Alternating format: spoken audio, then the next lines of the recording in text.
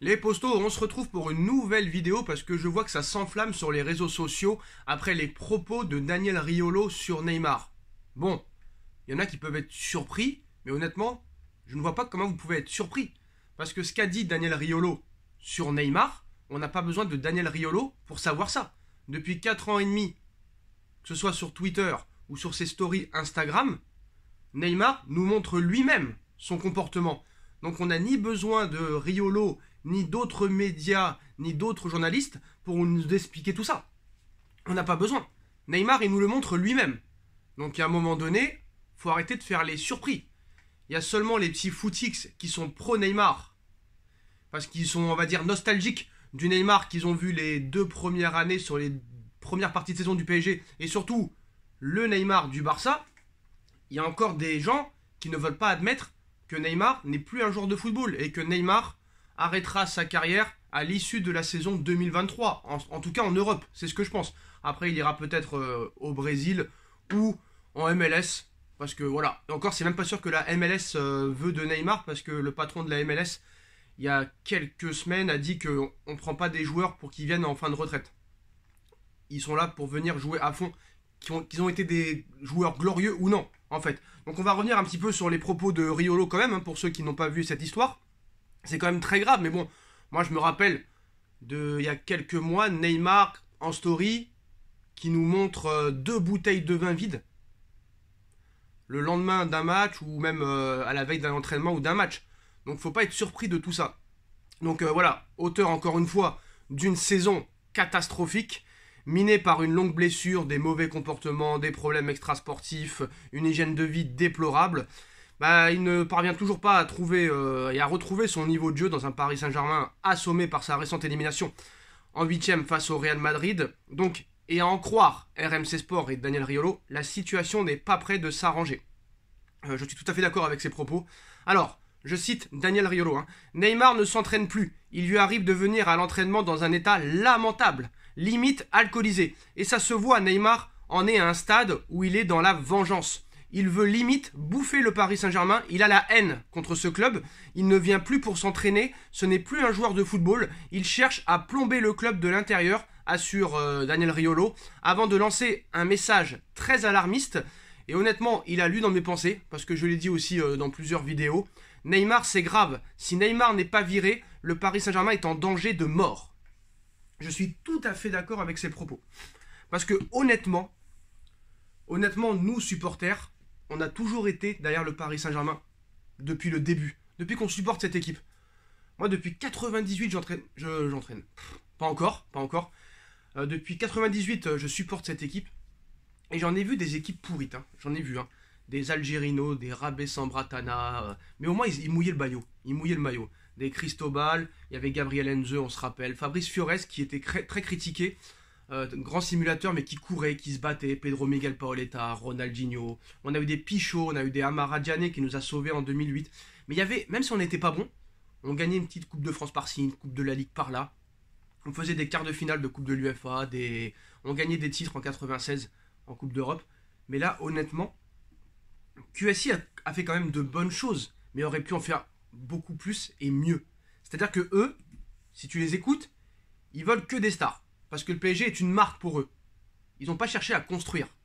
Quand tu vois le Barça, Gavi, Pedri, tu te dis, pourquoi pas au Paris Saint-Germain? En Angleterre, ils y arrivent. En Espagne, ils y arrivent. En Allemagne, ils y arrivent. Au Real, ils arrivent à te sortir aussi quelques joueurs du centre de formation, 3 ou 4. Pourquoi le Paris Saint-Germain ne veut pas? Parce que le Paris Saint-Germain est une marque. Et le problème, qu'est-ce qui va se passer l'année prochaine? L'année prochaine, je vous le dis, ça va être une saison très compliquée. Parce que déjà, sur les dernières informations, il n'y a aucun grand coach qui veut venir. Donc si Zidane ne veut pas venir, si Simeone ne veut pas venir, si Conte ne veut pas venir, il n'y aura aucun grand coach de disponible. Et vu combien ça coûte pour virer Pochettino, 20 millions d'euros, est-ce que Paris va pas finir par laisser Pochettino? Je me pose la question, honnêtement. Voilà, après je sais qu'ils veulent s'en débarrasser, mais si c'est pour jeter Pochettino et prendre un coach du même standard, ce n'est même pas la peine en fait. Ce n'est même pas la peine. Moi je l'explique. Soit tu prends un top coach, soit tu ne prends rien. Maintenant c'est terminé ces histoires. Il faut laisser toutes les merdes qu'on a fait dans le passé et maintenant au présent derrière nous. C'est pour ça que je vous dis que cet été, ça ne changera pas. Voilà. Mais voilà, ces propos sur Neymar, bah moi Neymar, j'ai jamais vraiment cru depuis 2019. Voilà. Honnêtement, je savais qu'il n'allait pas revenir à son niveau. Je sais que c'est un faible. Voilà, c'est un faible. Mais il n'y a pas que lui. Il n'y a pas que lui parce que Herrera qui se fait agresser aux putes. Verratti qui sort en boîte de nuit à 3 jours du match contre Marseille. Icardi qui se tape des tapins alors qu'il a une femme exceptionnelle. Il se tape même plus des meufs, il se tape des tapins. J'en oublie d'autres. Hein. J'en oublie beaucoup de choses encore. Voilà. Plus les problèmes extrasportifs des autres joueurs. C'est pas normal. Voilà, c'est pas normal. C'est-à-dire que ces joueurs-là ont une liberté trop grande. Et à un moment donné, stop. Alors quand on nous dit que Nasser va rester au PSG, comment on peut penser que c'est une bonne nouvelle? Ce n'est pas une bonne nouvelle. La saison du Paris Saint-Germain l'année prochaine, elle va être catastrophique. On n'a pas de meneur, on n'a pas de capitaine, on n'a pas de joueurs forts mentalement. Messi et Neymar ne joueront pas avec le PSG parce que par peur de se blesser pour la prochaine Coupe du Monde, bah, ils vont lever le pied. Mbappé va partir, Di Maria va partir, Icardi va partir, et tout ça il va falloir un petit peu les remplacer. Et par qui? Voilà. Eux, ils vont vouloir des stars, on le sait très bien. On voit le salaire de Neymar, 4 83 000 euros par mois. Vous vous rendez compte du scandale? Vous vous rendez compte de l'escroquerie? 4 millions d'euros par mois. Lionel Messi, 3 375 000 par mois. Mbappé, 2 220 000. Marquinhos, 1 200 000. Verratti, 1 200 000. Hakimi, 1 83 000. Navas, 1 million. Di Maria, 950 000. Wijnaldum, 916 000 euros par mois. Wijnaldum. Donnarumma, 916 000 euros. Icardi, 800 000 euros par mois pour être sur le banc. Ramos, 15 millions d'euros par an. Il ne joue même pas. Donc je vais vous dire, à un moment donné, comme a dit Thierry Henry. Thierry Henry, il a joué à Monaco. Il a joué à la Juve. Il a joué à Arsenal. Il a joué au FC Barcelone. Il l'a dit lui-même. Il n'a jamais vu ça nulle part. Si ça se passe comme ça au Bayern, tu t'en vas. Au Barça, tu t'en vas. Au Real, tu t'en vas. À la Juve, tu t'en vas. Est-ce qu'à Paris, tu t'en vas? Non, tu t'en vas pas. Au contraire, plus t'es mauvais, plus on te prolonge, plus on te garde. C'est pas normal. C'est vraiment pas normal. Donc ce club nous prend pour des cons.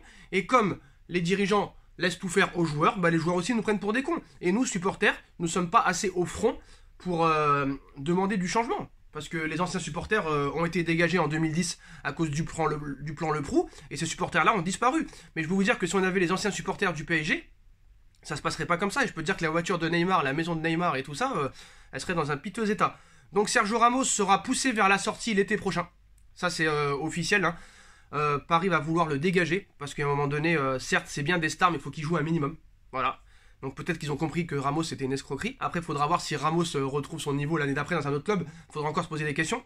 Alors pour le remplacer, le PSG veut recruter un défenseur jeune. Ah bah il était temps quand même. Dans cette optique, Evan Ndika, 22 ans de Francfort, a été sondé. Alors est-ce que le Paris Saint-Germain a enfin compris de prendre des jeunes qui en veulent? C'est peut-être une possibilité. Parce qu'à un moment donné, tu peux faire un mélange. Hein. Tu peux prendre des joueurs qui en veulent et qui peuvent devenir des stars. Pas la peine de prendre des stars au couteau. De toute façon, maintenant, vu qu'ils ont pris tous les retraités, il n'y a plus beaucoup de stars à aller chercher. Hein. Mais voilà. À un moment donné, il va falloir que tu changes de stratégie, mais ça va changer par toi-même parce que tu n'auras plus de choix. Voilà. Eux, ils sont capables de prendre Ronaldo. Ils sont fous. Hein. Je vous dire la vérité. Même si Ronaldo, c'est pas pire que Lionel Messi à l'heure où on parle. Hein. Je peux vous le dire. Alors, ce Evan Ndika, 22 ans de Francfort, j'ai été voir un petit peu des skills sur YouTube. On peut pas vraiment se faire une opinion là-dessus, mais est-ce que c'est pire que Kehrer? J'ai pas l'impression, je sais pas. En tout cas, voilà, c'est une information Fabrice Hawkins. Paris s'intéresse à Evan Ndika pour remplacer Sergio Ramos l'été prochain. En ce qui concerne Kylian Mbappé, Mbappé n'a toujours officiellement rien signé avec le Real Madrid, hein, qui reste confiant quant à ses chances de l'accueillir. Par ailleurs, contrairement à ce qui a été dit en Espagne, hein, la relation entre Nasser et Mbappé est excellente. C'est pour ça que Mbappé ne prolonge pas. Voilà, bref. Icardi, lui, pourrait quitter le PSG l'été prochain. Le club et le joueur partagent cette position. Son entourage confie que la tendance est maintenant à un départ. Reste maintenant à lui trouver une porte de sortie. Donc ça, c'est une très bonne nouvelle, même si je pense que Mauro Icardi, c'est du gâchis. Parce que quand il est arrivé en 2019, il a commencé avec 20 buts en 20 matchs. Il n'est pas devenu pourri du jour au lendemain. Hein. Et à un moment donné, stop. Voilà. À un moment donné, beaucoup de gens sont fautifs aussi. Je suis désolé, Icardi dans des bonnes dispositions, ça aurait été un attaquant très très bon. Le problème c'est que Neymar, Mbappé, Di Maria n'ont jamais joué avec eux. Di Maria depuis l'arrivée de Messi, il est complètement éteint, il n'existe plus. Donc voilà. Donc maintenant, ce qu'il faut faire, ce qu'il faut faire, c'est virer le plus de monde possible. Au moins, essayer de faire quelque chose. De virer Kurzawa, de virer Draxler, de virer Herrera, de virer Thilo Kehrer, de virer Mauro Icardi, de virer Angel Di Maria et de les remplacer par des jeunes joueurs qui ont 21, 22, 23 ans. Pourquoi pas un petit Anthony de l'Ajax? Pourquoi pas d'autres joueurs comme ça? Voilà, ça serait pas mal. Des joueurs qui envolent, qui vont tout donner sur le terrain. C'est ce style-là qu'il faut. C'est ce style-là qu'il faut. Absolument. Voilà. Des mecs qui courent, qui envolent, qui veulent marquer, qui veulent gagner, qui veulent mouiller le maillot.